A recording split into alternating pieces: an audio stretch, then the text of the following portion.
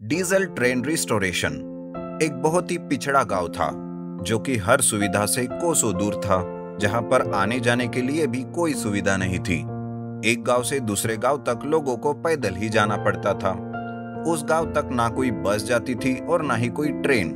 गांव का सरपंच गांव में रोड बने इसके लिए कोशिश भी कर रहा था, पर हर बार गांव के रोड के लिए मंजूरी ही नहीं मिलती थी, जिस वजह से गांव वाले बड़े परेशान हो जाते हैं। एक बार गांव का सुधाकर नाम का आदमी सरपंच से कहता है, सरपंच जी, क्या इस बार मिली कि नहीं मंजूरी गांव के रोड की, या फिर हमें वैसे ही जिंदगी बितानी होगी?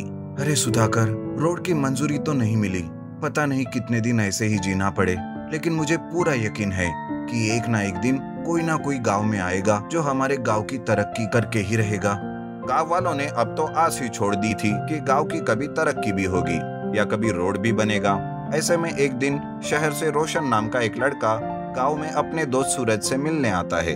उस गांव में आने के लिए उसे बड़ी ही तकलीफ का सामना करना पड़ता है। रोशन पैदल चलते हुए उस गांव में आता है और गांव आने के बाद सूरज से वो कहता है, अरे सूरज, अभी देश की इतनी तरक्की हो चुकी है, गांव गांव में बस सेवा, ट्रेन सेवा पहुंच गई है, पर तुम्हारे गांव में अभी भी कोई भी आने जाने के लिए किसी भी प्रकार की सुविधा नहीं है।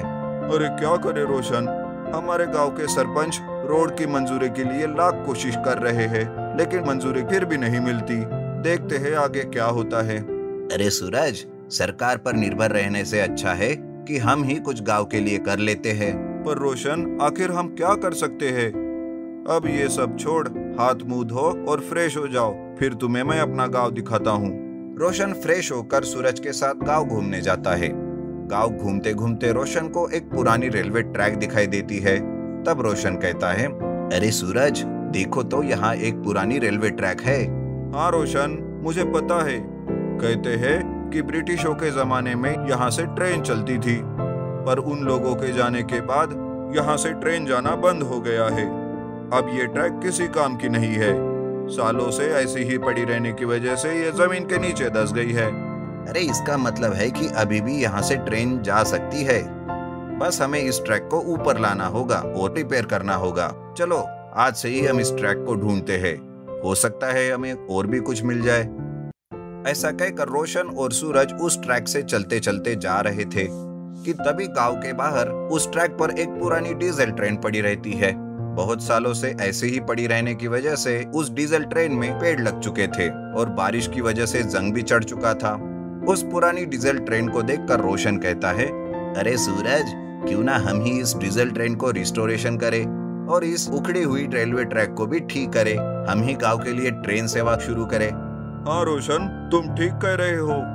मैं एक मैकेनिक इंजीनियर हूँ, मैं इस डीजल ट्रेन को ठीक कर सकता हूँ। और मैं एक लोको पायलट हूँ, मैं ट्रेन को चलाकर लोगों को गांव गांव ले जा सकता हूँ। हमारी खुद की ट्रेन, और वो भी कम दामों में।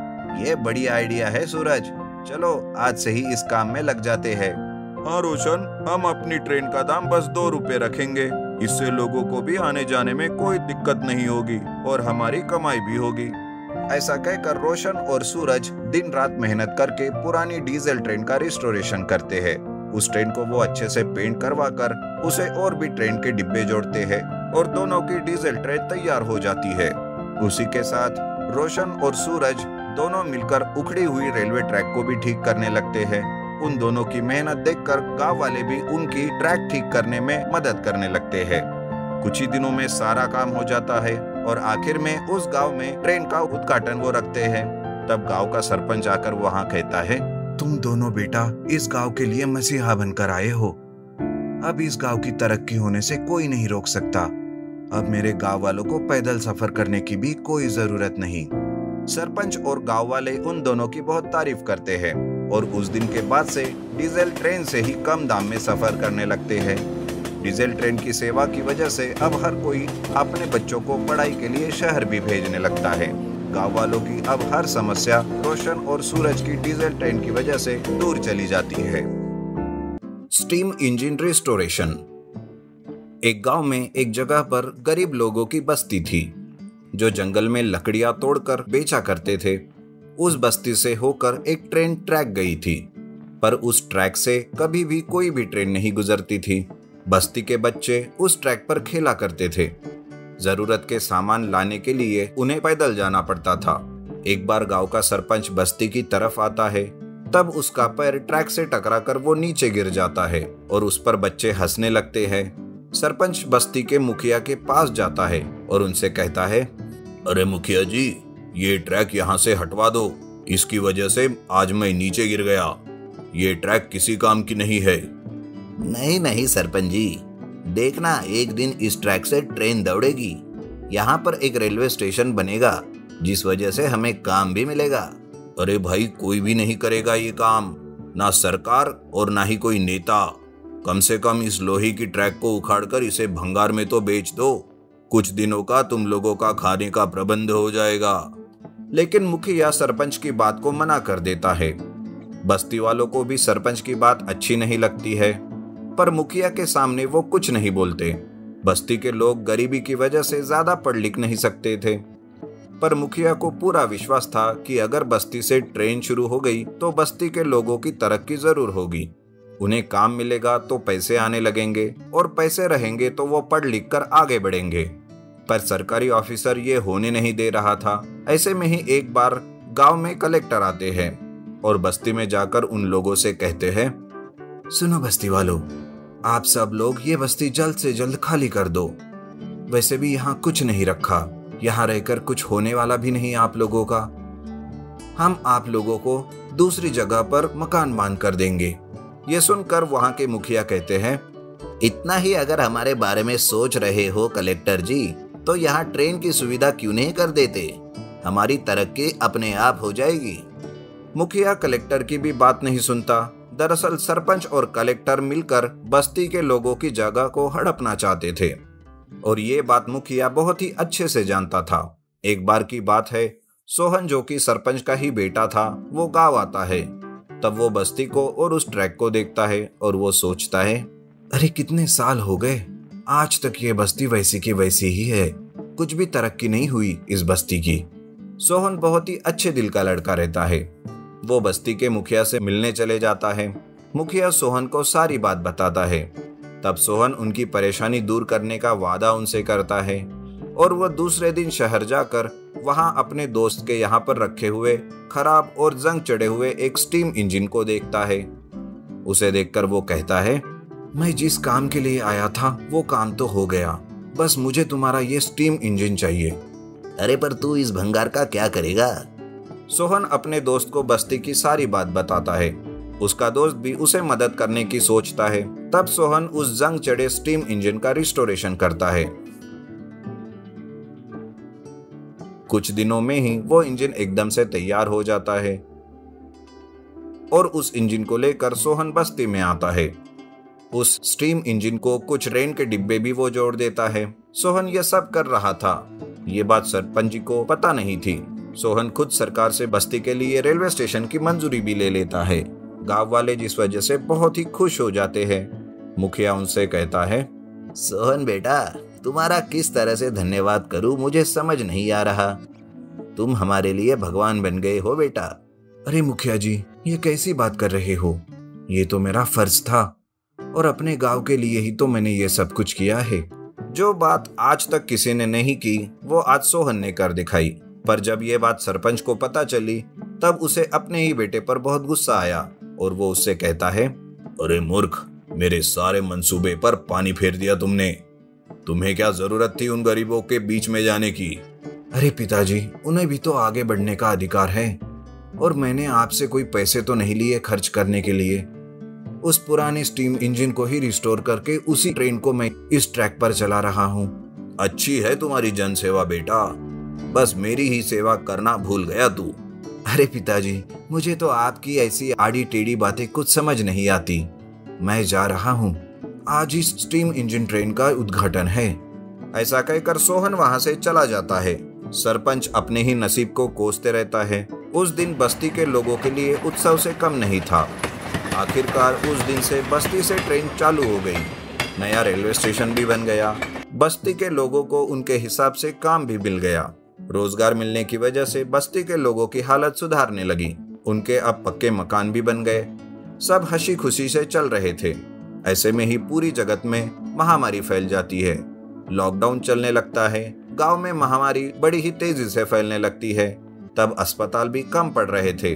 तब मुखिया सरपंच से कहता है, अस्पताल कम है तो क्या हुआ, हमारा ये स्टीम इंजन ट्रेन है ना, इस स्टीम इंजन ट्रेन को एक अस्पताल के जैसे कर देंगे ताकि किसी को कोई दिक्कत ना हो। सरपंच को भी मुखिया का ये आइडिया पसंद आता है। फिर क्या, उस स्टीम इंजन ट्रेन को अस्पताल के जैसे बनाया जाता है और वहां पर मरीजों का इलाज किया जाता है। इस तरह से महामारी के काल में उस स्टीम इंजन ट्रेन को इस्तेमाल किया जाता है। बस्ती के लोग भी अपनी तरफ से हर कोशिश करते हैं। बस्ती के लोगों का ये योगदान देखकर सरपंच को अपने आप पर शर्म आती है और वो सबसे कहता है, मैंने आप लोगों को बहुत सताया था, पर आज देखो इस गांव में कोई मदद कर रहा है तो वो तुम लोग हो। इस कठिन काल में आप लोगों का सहयोग बहुत ही काबिले तारीफ है। सरपंच उन लोगों का सत्कार करता है और कुछ ही दिनों में सब ठीक ठाक हो जाता है और सब अपने काम पर वापस लग जाते हैं। Underground train restoration. रामपुर नाम के गांव में आने जाने के लिए बस एक ही रास्ता था। गांव के नदी पर एक लकड़ी का पुल था जिससे गांव के लोग आना जाना करते थे। उसी गांव में एक मोहन नाम का बिल्डर रहता था जो बहुत ही लालची इंसान था। वो अपने फायदे के लिए किसी के बारे में नहीं सोचता था। एक बार मोहन सोचता है, अरे इस गांव में रोड नहीं है और किसी को इसकी पड़ी भी नहीं है, क्यों ना हो वो लकड़ी का पुल जो है। लेकिन अगर वो लकड़ी का पुल ही नहीं रहा तब तो गांव के लोग रोड के लिए सरकार के पास जाएंगे ही और मुझे ही रोड बनाने का काम भी मिल जाएगा। मुझे कुछ तो करना पड़ेगा इस लकड़ी के पुल का। मोहन ऐसा सोचकर उसी रात लकड़ी के पुल को तोड़ देता है। सवेरे जब गांव के लोग ये सब देखते हैं तो वो बहुत ही परेशान हो जाते हैं। गांव में सभा बुलाकर इस समस्या पर बातें की जाती है। तब गांव का सरपंच कहता है, नदी पर पक्का पुल अभी नहीं बन सकता, लेकिन हम कलेक्टर के पास जाकर रोड की मंजूरी के लिए बात कर सकते हैं। हम नाव से शहर जाकर इस बारे में कलेक्टर से बात करेंगे। तभी गांव का एक आदमी कहता है, हाँ सरपंच जी, गांव में रोड बन गया तो गांव की तरक्की भी हो सकती है। ये अच्छा ही हुआ कि लकड़ी का पुल टूट गया, इस कारण कम से कम गांव में रोड तो बन जाएंगे। ऐसा सोचकर गांव के कुछ लोग और सरपंच कलेक्टर के पास जाते हैं और उन्हें अपनी सारी समस्या बताते हैं। तब कलेक्टर कहता है, आपकी समस्या तो सच में बहुत बड़ी है। आने जाने का कोई साधन ना हो तो सारे काम ठप हो जाते हैं। मैं आपकी बात पर जरूर गौर करूंगा और इस रोड की मंजूरी के लिए जितना जल्दी हो सके उतनी जल्दी मंजूरी दिलाऊंगा, लेकिन इस काम में 7 से 8 महीने लग ही जाएंगे। ये क्या कलेक्टर साहब, 7 से 8 महीने? लेकिन तब तक हमें बड़ी ही मुश्किलों का सामना करना पड़ेगा। हम हमारे काम कैसे करेंगे? मैं आपकी समस्या समझ सकता हूँ, लेकिन मैं इससे ज्यादा कुछ नहीं कर सकता। कलेक्टर की बातों से गांव वाले उदास होकर वापस गांव आते हैं। गांव के बच्चों का स्कूल जाना बंद हो जाता है। बस जरूरी कामों के लिए ही नाव से लोग आना जाना कर रहे थे। उधर कलेक्टर गांव के बारे में सोचता रहता है। रामपुर गांव बाकी गांवों से बहुत ही पिछड़ा हुआ है और अब ये नई समस्या आ गई है। एक कलेक्टर होने के नाते मुझे कुछ तो करना होगा इस गांव के लिए। कलेक्टर ऐसा सोचकर गांव में आता है। वो गांव के लोगों की परेशानी देखकर दुखी हो जाता है। गांव में सरपंच के साथ वो इधर उधर घूम के देखता है। तब उसे गांव में एक रेलवे ट्रैक दिखाई देती है। तब वो सरपंच से कहता है, अरे सरपंच जी, आपके गांव में तो ये पहले से ही रेलवे ट्रैक है और आपने ये बात मुझे बताई नहीं। इससे तो आपकी समस्या जल्दी दूर हो सकती है। अरे कलेक्टर जी, ये तो बस नाम की रेलवे ट्रैक है। कुछ ही दूरी पर ये ट्रैक है, उसके बाद पता नहीं कहाँ गायब हो जाती है। सरपंच की बातों से कलेक्टर उस ट्रैक से चलना शुरू करते हैं। कलेक्टर उस ट्रैक के अंत तक जा पहुंचते हैं। तब कलेक्टर को समझ आता है कि ट्रैक तो अंडरग्राउंड चली गई है। तब कलेक्टर फौरन वहां खुदाई का काम शुरू करवाते हैं। खुदाई करते करते उन्हें वहां एक सुरंग मिलती है जहां पर बहुत सालों से पड़ी हुई एक ट्रेन भी रहती है, जो कि सालों से सुरंग में होने की वजह से खराब हो चुकी थी। ट्रेन को देखकर कलेक्टर बहुत ही खुश हो जाता है और सोचता है, अरे वाह, लगता है अंग्रेजों के राज्य में यहाँ से ट्रेन आती जाती होगी। उनके जाने के बाद किसी ने इस बात पर ध्यान नहीं दिया और ये सुरंग बंद हो गई। मैं एक काम करवाता हूँ, इस ट्रेन का रिस्टोरेशन करवाता हूँ ताकि जल्दी से जल्दी गांव वालों की परेशानी दूर हो सके और वो कहीं भी आना जाना शुरू कर सके। कलेक्टर ऐसा सोचकर अपने खुद के पैसों से अपने आदमियों से कहकर उस ट्रेन का रिस्टोरेशन करवाता है। और जब सुरंग की दूसरी ओर देखा जाता है तो रेलवे ट्रैक सीधा शहर से जुड़ा हुआ रहता है। ये देखकर कलेक्टर और गांव वाले बहुत खुश हो जाते हैं। उधर मोहन को जब ये बात पता चलती है तब वो सोचता है, अरे ये कलेक्टर, ये तो खुद को हीरो समझ रहा है। मेरे सारे प्लान पर पानी फेर रहा है ये। पर जैसे लकड़ी के पुल को तोड़ दिया ना, वैसे ही इस रेलवे ट्रैक को भी उखाड़ फेंकूंगा मैं। गांव के लोगों की समस्या दूर हो चुकी थी, पर मोहन को लोगों की खुशी खटक रही थी। दूसरे दिन ट्रेन गांव से चलने वाली थी कि उसी रात को मोहन उस रेलवे ट्रैक पर जाकर ट्रैक को उड़ाने की कोशिश करता है। पर यह बात गांव वालों की नजर में आ जाती है और वो मोहन को पकड़कर खूब पीटते हैं और उसे गांव से बाहर निकाल देते हैं। सवेरे गांव से ट्रेन चलने लगती है। तब सरपंच कलेक्टर से कहते हैं, कलेक्टर जी, आज आपकी वजह से हमारी सारी समस्या दूर हो गई। आप तो हमारे लिए किसी भगवान से कम नहीं हो। सरपंच ऐसा कहकर दूसरे ही दिन कलेक्टर का सम्मान गांव में करते हैं। इस तरह से अंडरग्राउंड ट्रेन रिस्टोरेशन करके गांव के आने जाने की समस्या दूर हो जाती है और नदी पर पक्का पुल भी बांधा जाता है। इस तरह से अब गांव में आने जाने के रास्ते खुल गए और गांव की तरक्की जल्द से जल्द होने लगी। इसलिए हमें लालच कभी नहीं करना चाहिए और हमारे पद का इस्तेमाल हमेशा लोगों की मदद करने के लिए करना चाहिए। Under water bullet train restoration. कई साल पहले की बात है। सुदेश नाम का एक इंजीनियर एक गांव में रहता था। वो ट्रेन्स के इंजन बनाता था। एक बार उसके मन में बहुत ही फास्ट ट्रेन का इंजन बनाने का विचार आता है। इसलिए वो एक बुलेट ट्रेन का डिजाइन बनाकर बुलेट ट्रेन बनाना शुरू कर देता है। मेरी बुलेट ट्रेन एक बार सक्सेस हो जाए तो देश में कमाल कर देगी। कम समय में फास्ट स्पीड से जाकर कम दाम में ये लोगों को पहुंचाएगी। इस तरह सुदेश अपने ही प्लान में लग जाता है और देखते ही देखते अपनी बुलेट ट्रेन बना लेता है। लेकिन बुलेट ट्रेन की परख करने के लिए जब वो उसे ट्रैक पर चेक करते रहता है तब उस ट्रेन का बहुत बड़ा एक्सीडेंट हो जाता है, जिसमें काफी सारे लोगों की जान चली जाती है और जिसका जिम्मेदार सुदेश को ही माना जाता है, जिस वजह से उसकी नौकरी भी चली जाती है। इस बात से सुदेश पूरी तरह से मानसिक और शारीरिक तौर पर बीमार पड़ जाता है और वो सोचता है, मेरी वजह से आज इतने लोग मर गए। इस बुलेट ट्रेन के बीच मैंने बाकी की ट्रेन पर ध्यान ही नहीं दिया। मैं कोई भी ट्रेन बनाने के लायक ही नहीं हूँ। अब तो मेरा नाम भी खराब हो गया और अब इस बुलेट ट्रेन का इस्तेमाल कौन करेगा? ये मेरे किसी काम की नहीं है। इस तरह सुदेश खुद को लोगों के मरने के लिए जिम्मेदार समझने लगता है। उसका तो बुलेट ट्रेन से भी मन उड़ जाता है। इसलिए रातों रात वो बुलेट ट्रेन को क्रेन से उठाकर नदी में फेंक देता है और घर में वो आकर उदास बैठा रहता है। लेकिन वो खुद को बेकसूर साबित करने की ना कभी कोशिश करता है, ना कभी बुलेट ट्रेन की बात करता है। इस तरह से कई साल बीत जाते हैं। सुदेश का पोता रोशन अब बड़ा हो चुका था। वो भी इंजीनियरिंग पढ़ रहा था।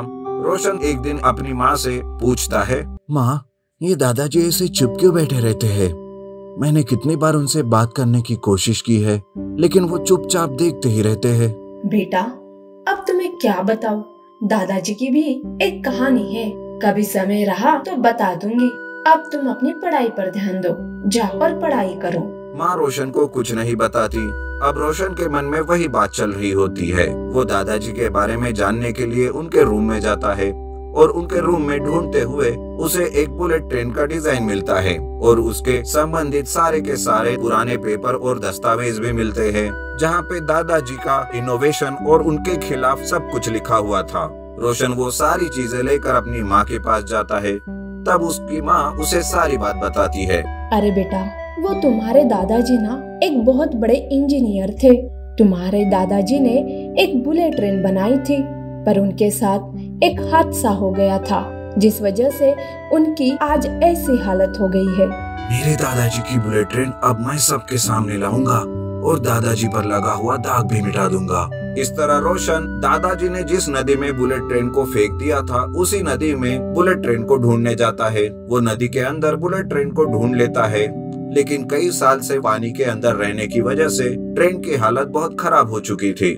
रोशन एक क्रेन से उस बुलेट ट्रेन को नदी के बाहर निकालता है। उसे देखकर वो कहता है, इतनी मेहनत से दादाजी ने ये बुलेट ट्रेन बनाई, पर देखो आज इसकी क्या हालत हो गई है। कोई बात नहीं, मैं भी अपने दादाजी का पोता हूँ। इस ट्रेन का ऐसा रिस्टोरेशन करूंगा कि जिससे वो सब देखते रह जाएंगे। ऐसा कहकर रोशन उस बुलेट ट्रेन का रिस्टोरेशन करना शुरू करता है। कुछ ही दिनों में ट्रेन का रिस्टोरेशन हो जाता है। तब रोशन तुरंत ऑफिस के बड़े और पुराने ऑफिसर के पास जाता है और उन्हें बुलेट ट्रेन के बारे में बताता है। ये सुनकर वो ऑफिसर कहते हैं, हमें सुदेश जी के बारे में पता है। उस जमाने में उनका बहुत बड़ा नाम था। आज उनकी बुलेट ट्रेन से हमारी काफी मदद होगी। मुझे भी वो बुलेट ट्रेन देखनी है बेटा। रोशन ऑफिसर को बुलेट ट्रेन दिखाता है। उन्हें भी वो बुलेट ट्रेन बहुत पसंद आती है। वो जल्दी से देश में बुलेट ट्रेन चलाने का प्लान करते हैं। देखते ही देखते दादाजी की बुलेट ट्रेन ट्रैक पर दौड़ने लगती है। रोशन दादाजी को ये सारी बात बताता है, जिस वजह से दादाजी रोने लगते हैं और वो कहते हैं, मेरे बेटे, आज तुम्हारी वजह से मेरी बुलेट ट्रेन शहर में चलेगी। तुम्हारा बहुत बहुत धन्यवाद बेटा। बुलेट ट्रेन का रिस्टोरेशन करने की वजह से सुदेश का सत्कार किया जाता है और सुदेश उन सारी बातों को भी ढूंढ लेता है जिस वजह से दादाजी को बुलेट ट्रेन को नष्ट करना पड़ा था। वो जल्दी से उस आदमी को ढूंढ लेता है जो दादाजी के बुलेट ट्रेन पर चलता था और उनकी तरक्की से भी दरअसल वो दादाजी का ही एक दोस्त रहता है जो चालाकी करके एक हादसे को अंजाम देता है, जिस वजह से काफी सारे लोग मारे जाते हैं और पूरा का पूरा इल्जाम दादाजी पर आ जाता है। ये बात खोजकर रोशन दादाजी को उनका सम्मान वापस दिला देता है। इस तरह सुदेश का और दादाजी का खूब नाम होता है और दादाजी के ऊपर लगा हुआ दाग भी मिट जाता है। ट्रेन की चोरी। रंगा पहले बहुत ही बड़ा चोर था, पर जब से उसे बेटी हुई तब से उसने चोरी करना छोड़ दिया। अब वो मेहनत की कमाई खाता है और अपने परिवार के साथ खुशी से जीवन बिता रहा है। एक बार की बात है, रंगा काम से घर वापस आता है। वो अपनी बीवी मीना को बहुत परेशान देखता है। क्या बात है मीना, तुम इतनी परेशान क्यों हो? और मेरी बेटी मुन्नी कहाँ है? वो दिखाई नहीं दे रही है। मुन्नी दोपहर को ही खेलने गई थी, पर अब तक घर नहीं आई। आस पड़ोस के सारे बच्चे घर पर ही है। आप जरा मुन्नी को ढूंढ कर लेके आइए ना। रंगा बेटी के लिए पूरा गांव ढूंढता है, लेकिन मुन्नी उसे कहीं नहीं मिलती। परेशान होकर रंगा घर वापस आता है। रंगा के साथ मुन्नी को ना देखकर मीना भी दुखी होती है। तभी रंगा को एक फोन आता है। हेलो रंगा, मुन्नी के लिए परेशान हो क्या? तू अपना समय मुन्नी को ढूंढने के लिए मत गवा। अरे कौन हो तुम? और मेरी बेटी के बारे में तुम्हें कैसे पता है? कहाँ है मेरी बेटी मुन्नी? अरे वाह, अपने दोस्त को ही भूल गया। लेकिन चलो मैं याद दिलाता हूँ, मैं बिल्ला हूँ और तुम्हारी बेटी मेरे कब्जे में है। अरे बिल्ला तुम, आखिर तुम्हें क्या चाहिए मुझसे? वैसे मैंने ये चोरी का काम करना कब का बंद कर दिया है। क्यों मेरी बेटी को पकड़ रखा है तुमने? वो तो मुझे पता ही है, पर सुन, अगर तुझे तेरी बेटी सलामत चाहिए तो मुझे एक ट्रेन चोरी करके लाकर देनी होगी। ये कहकर बिल्ला फोन बंद कर देता है। दरअसल बिल्ला रंगा से ट्रेन की चोरी करवा के गांव के लोगों को परेशान करना चाहता था, क्योंकि कुछ साल पहले गांव वालों ने ही बिल्ला को पकड़कर पुलिस के हवाले किया था, लेकिन उसमें रंगा बच गया था। बस इसी बात का बदला लेने के लिए वो ये सब कर रहा था। रंगा बिल्ला की सारी बात मीना को बताता है। मीना तो मुन्नी के लिए रोने ही लगती है। तब रंगा कहता है, रो मत मीना, मुन्नी को मैं कुछ नहीं होने दूंगा। लेकिन बिल्ला को ट्रेन की क्या जरूरत आन पड़ी है? मैं अभी पुलिस के पास जाता हूँ और उन्हें सारी बात बताता हूँ। अब वो ही हमारे बेटी को बचा सकते हैं। इस तरह रंगा पुलिस के पास जाने लगता है, लेकिन तभी मीना उसे रोकती है और कहती है, रुक जाइए जी, बिल्ला को पुलिस की बात पता चल गई तो वो हमारी बेटी को मार देगा। आप उसकी बात मान लीजिए और उसे ट्रेन चोरी करके दे दीजिए। मीना रंगा को पुलिस के पास जाने से रोकती है, लेकिन रंगा फिर से चोरी भी नहीं करना चाहता था। उसे कुछ समझ नहीं आ रहा था कि वो अपनी बेटी को कैसे बचाए। तभी वो रात के समय में सोचता है, हे भगवान, मेरी मदद करो, कोई रास्ता दिखाओ भगवान, जिससे मैं मेरी बेटी को बचाऊं और बिल्ला को पुलिस भी पकड़ ले। इस तरह वह सोचते रहता है कि तभी अचानक वहाँ पे भगवान प्रकट होते हैं और कहते हैं, परेशान मत हो रंगा, ये लो, ये एक जादुई छड़ी है। इसे घुमाते ही ट्रेन अपने आप तुम्हारे पास चली आएगी। रंगा बिल्ला को फोन करके बताता है कि उसका काम करने के लिए वो तैयार है। फिर रंगा घर से ही वो जादुई लकड़ी को घुमाता है। जादू से रेलवे स्टेशन से ट्रेन गायब हो जाती है स्टेशन पर अचानक से गायब हुए ट्रेन के कारण लोग चकित हो जाते हैं। स्टेशन मास्टर कहता है, अरे ये क्या, ये ट्रेन अचानक कहाँ गायब हो गई? अब ये पैसेंजर कैसे जाएंगे? इसकी खबर तो पुलिस को देनी होगी।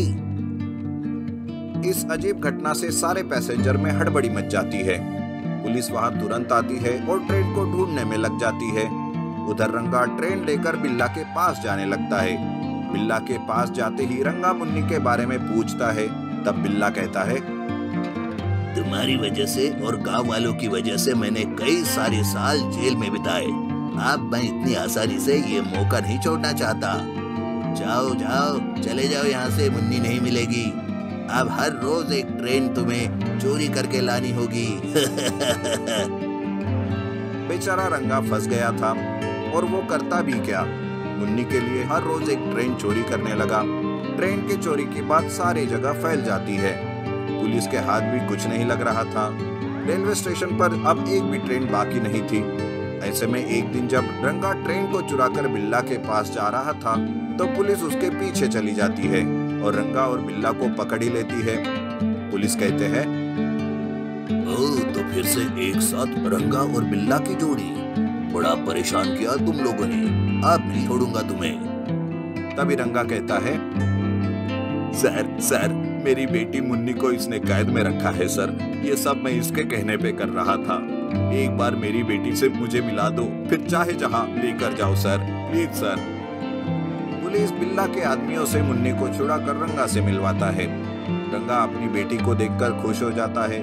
पुलिस को रंगा सारी सच्चाई बताता है। तब पुलिस रंगा को छोड़कर बिल्ला को ही अपने साथ जेल ले जाते हैं। मीना अपनी बेटी को पाकर बहुत खुश हो जाती है। Under water train restoration. Kaveri नदी के किनारे बालापुर नाम का एक छोटा सा गांव बसा हुआ था। वहां के ज्यादा से ज्यादा लोग खेती के ही काम करते थे। गांव में काम के लायक कुछ भी नहीं था, इसलिए गांव के जवान लड़के काम धंधा न होने की वजह से गांव में आवारा घुमा करते थे। उसी बीच एक बार संतोष नाम का एक लड़का अपने दोस्तों से कहता है, अरे सुनो दोस्तों, ऐसे खाली बैठे बैठे बहुत बोर हो रहे हैं, क्यों ना हम तैरने की प्रतियोगिता लगाए। हाँ रे, सही है। कल ही हम सब नदी के किनारे मिलते हैं और तैरने की प्रतियोगिता लगाते हैं। बड़ा ही मजा आएगा इसमें, लेकिन एक चीज हमें करनी होगी जिसमें प्रतियोगिता जीतने वाले को इनाम मिलेगा। हाँ ठीक है, जो जीतेगा उसका 1 साल का खर्चा मैं उठाऊंगा, और अगर मैं जीत गया तो तुम्हें सब मिलकर मेरा 1 साल का खर्चा उठाना होगा। सारी चीजें तय होने के बाद संतोष के सारे दोस्त तैरने की प्रतियोगिता के लिए मान जाते हैं। दूसरे दिन वो सारे नदी किनारे इकट्ठा हो जाते हैं और तैरने की प्रतियोगिता शुरू करते हैं। उसमें संतोष और रोशन तैरते हुए आगे चले जाते हैं। तब मन ही मन में संतोष सोचता है, अरे ये रोशन तो मुझसे भी आगे जा रहा है। नहीं, मुझे इसे रोकना होगा। ये प्रतियोगिता तो मेरे सिवा कोई और जीत ही नहीं सकता। संतोष ऐसा सोचकर पानी के अंदर जाता है और रोशन को अंदर से खींचने लगता है, जिस वजह से रोशन अच्छे से तैर नहीं पाता। वो दोनों अब नदी के बीचों बीच पहुंच गए थे। संतोष इसी बात का मौका पाकर तैरते हुए आगे चला जाता है तो रोशन वही पानी के अंदर भटकता रहता है। इस तरह से संतोष आगे जाकर तैरने की प्रतियोगिता जीत जाता है। तो उधर रोशन पानी के अंदर ही रह जाता है। सब रोशन को आवाज देने लगते हैं, लेकिन वो ऊपर नहीं आता। तब संतोष कहता है, अरे ये क्या हुआ? संतोष को कहीं कुछ हो तो नहीं गया? अब तो संतोष भी डर जाता है। उधर रोशन पानी के अंदर नदी के तल तक पहुंच जाता है। वहां उसे एक सुरंग दिखाई देती है, जहां उसे एक ट्रेन दिखती है। वो उस ट्रेन को पास जाकर देखता है तो वो हैरान हो जाता है और सोचता है, अरे बाप रे, इतनी बड़ी ट्रेन आखिर यहाँ कैसे? किसने बनाया होगा अंदर ये सुरंग? आखिर पानी के अंदर ट्रेन रखने का मकसद क्या होगा? रोशन को उस ट्रेन को देखकर बहुत सवाल आते हैं और वो तुरंत ऊपर आता है। रोशन को सही सलामत देखकर उसके दोस्तों के भी जान में जान आ जाती है। तब संतोष को भी अपने किए पर पछतावा होता है और वो रोशन से माफी मांगते हुए कहता है, अरे मेरे दोस्त, मुझे माफ कर दे यार, मैंने पानी के अंदर जाके तुम्हारे पैर खींचे थे। अरे कोई बात नहीं संतोष, माफी मांगने की कोई जरूरत नहीं है। तुम्हारी वजह से तो पानी के अंदर मुझे एक चीज मिली है। अरे ये तुम क्या कह रहे हो? किस चीज की बात कर रहे हो आखिर तुम? अरे पानी के अंदर एक अंडर वाटर ट्रेन है और साथ ही एक सुरंग भी। क्या कहा? सुरंग और अंडर वाटर ट्रेन? लेकिन ये कैसे हो सकता है? रोशन की ये बात सुनकर सारे दोस्त चकित हो जाते हैं।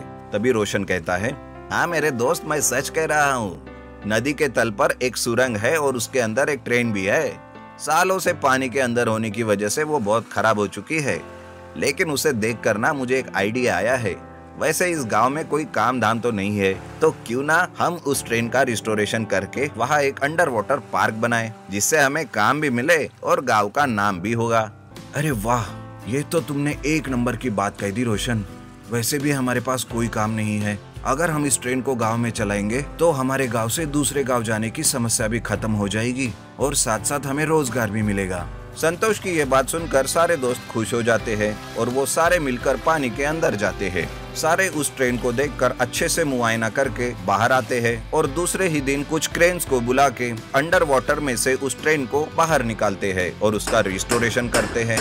इस काम में सारे गांव वाले बच्चों की पैसे देकर मदद करते हैं। कुछ ही दिनों के अंदर अंडर वाटर ट्रेन का रिस्टोरेशन हो जाता है और साथ में नदी के अंदर उस सुरंग से पानी निकालकर वहां पर कांच लगा दिए जाते हैं और उसके अंदर से एक रेलवे ट्रैक बनाया जाता है और इस तरह से उनका अंडर वाटर पार्क बनकर तैयार हो जाता है। तब संतोष कहता है, अरे वाह, हमारा अंडर वाटर पार्क तो तैयार हो गया। बस अब लोगों तक ये बात पहुंचानी होगी। अरे उसकी चिंता तुम मत करो संतोष। अंडर वाटर ट्रेन में बैठकर अंडर वाटर पार्क में घूमना ये सब लोगों के लिए नया है। हम पहले तो सभी लोगों को फ्री में इसकी सैर करवाएंगे, बाद में अपने आप पब्लिसिटी हो ही जाएगी।